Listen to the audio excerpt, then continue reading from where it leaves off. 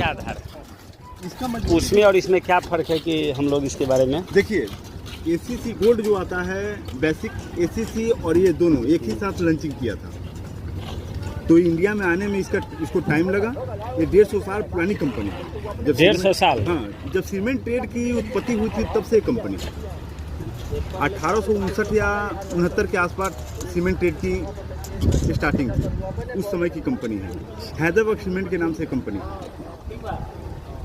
तो यहाँ कौन सा दुकान पे यहाँ उपलब्ध है अमनौर में? अभी आपके अपने अमनौर में भी कुछ लोग दुकान पे मिल जाएगा आपको। उसके बाद आपको छपरा में हमसे बल्क में अभी आपको सिंह दुर्गा ट्रेडर्स हैं इसी भेल्दी रोड में, वहाँ मिल जाएगा आपको आसानी से।